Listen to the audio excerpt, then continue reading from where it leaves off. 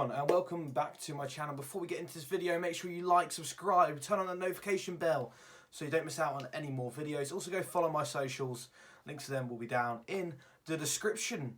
And anyway, we're going to get into this match previewing our game against QPR, Queen's Park Rangers at Loftus Road, whatever the stadium is called now. I believe they change their name every other month or whatever, but yeah, absolute horrible stadium, by the way. It's an absolute tin can that way, and yeah, not my. I mean, you know, it's one of those classic grounds and all that, but it's the obstructed view that is quite literal. It is genuinely an obstructed view. You cannot see the pitch if you're unfortunate enough to have that ticket on the away day.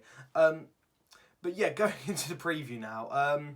So looking at the team news, nothing's going to change really. Farke has already had his press conference where he's announced that no new injury concerns, which is good. Obviously, this end of the season, we kind of don't want any more injury concerns, considering there was a good handful of doubts going into the Watford game. Obviously, we didn't really change the team, so it was okay.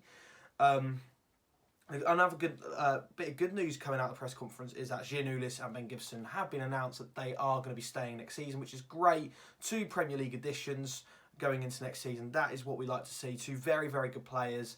And I'm looking forward to see what they can do in the Premier League with Norwich City next season. And now going into other news as well, Max Aarons.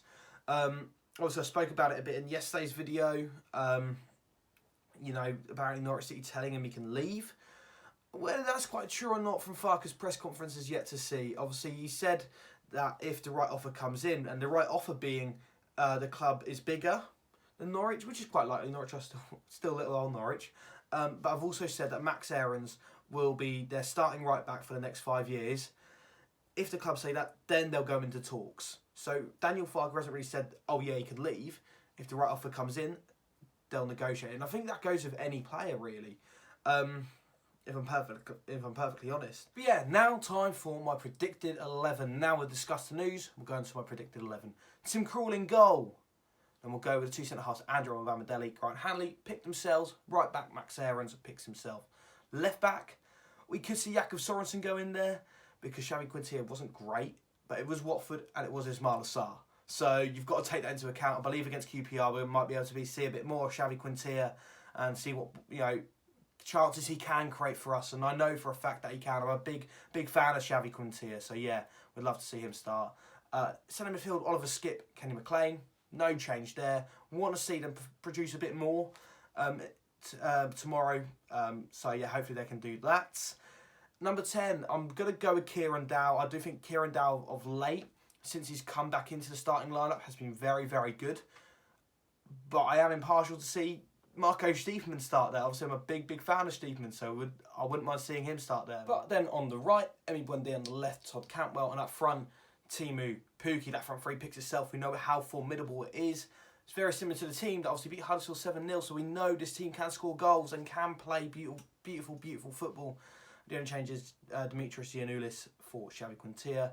And like I said, that's pretty much a like-for-like change in some sense. My prediction going into this is a 2-1 Norwich win. Teemu Pukki with a brace, Lyndon Dykes to score for QPR.